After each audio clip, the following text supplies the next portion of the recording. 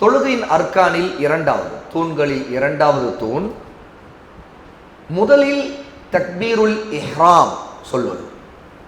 அதாவது முதல் தக்பீர் அல்லாஹு அக்பர் என்று சொல்லி ஆரம்பிக்கிறோமே அதைத்தான் தக்பீருல் இஹ்ராம் என்று சொல்லுவோம். அதாவது தக்பீர் தஹ்ரீமா, அதாவது அந்த தக்பீர் சொன்ன பிறகு மற்றது எல்லாம் ஹராமாயிருக்கும்.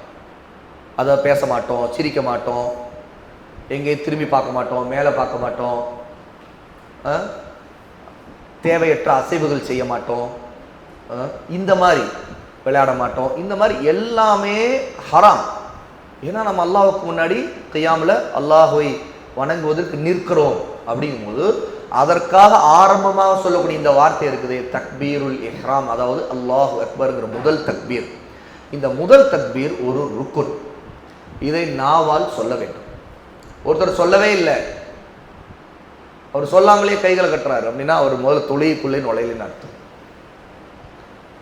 சொல்லாமலே அவர் கைகளை கட்டிட்டு அவுது பில்லாஹ் மினஷ் ஷைத்தானிர் சொல்றாரு, பிஸ்மில்லா சொல்றாரு, சூரத்தை ஃபாத்திஹா ஓதுறாரு, ருக்கு செய்கிறார், இல்லை, அவருடைய தொழுகை செல்லாது.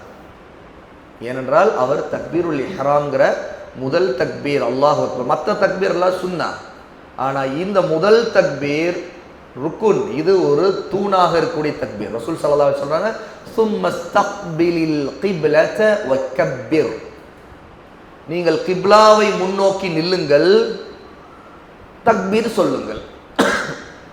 ஒரு சஹாபிக்கு ரசூல் ஸல்லல்லாஹு அலைஹி வஸல்லம் தொழுகை முறையை சொல்லி கொடுக்கும்போது கிப்லாவை முன்னோக்கு சொல்லிட்டு பிறகு வக்கப்பிர், நீங்கள் தக்பீர் சொல்லுங்கள் என்று குறிப்பிடுறாங்க.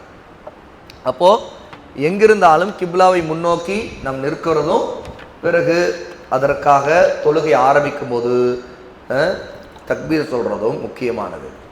ரசூலுல்லாஹ்வுடைய இன்னொரு ஹதீஸ் நாம் இப்போது பார்த்தது அபூ ஹுரைரா ரலியல்லாஹு அன்ஹு அறிவித்து புகாரியில் இடம்பெறக்கூடிய ஹதீஸ். பைஹக்கியில் 2876வது செய்தியாக இது இடம்பெறுது. ரசூலுல்லாஹ் சொல்கிறாங்க தஹ்ரீமுஹ தக்பீர், அல்லாஹ் அக்பர் என்று தக்பீர் சொல்வதுதான் தொழுகையின் தஹ்ரீம். அதாவது இதற்கு முன்பு வரை அனுமதிக்கப்பட்ட அனைத்து காரியங்களையும் இந்த தக்பீர் ஹராமாக்கிவிட்டது, தடை செய்துவிட்டு தொழுகை ஆரம்பித்து விட்டது என்று அர்த்தம். அப்போ இந்த வார்த்தையை ரசூலுல்லாஹ் சொன்னதாக அபு சயீத் அல் குத்ரி ரலியல்லாஹு அன்ஹு அறிவிக்கிறாங்க. ஹாக்கிமில் 457வது ஹதீஸாக இந்த ஹதீஸ் இடம்பெறுது.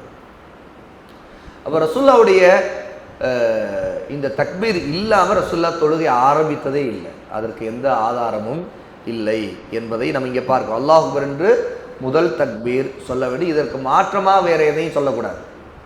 தக்பீர் சொன்ன பிறகு தொழுகை ஆரம்பிக்குது, இதுதான் முதலாவது. அப்போ இந்த வார்த்தைக்கு மாற்றமாக வேறு வார்த்தைகளை சொல்லக்கூடாது, அதுக்கு எந்த ஆதாரமும் இல்லை என்பதும் நாம் தெரிஞ்சுக்கணும். இது இரண்டாவது தூண்.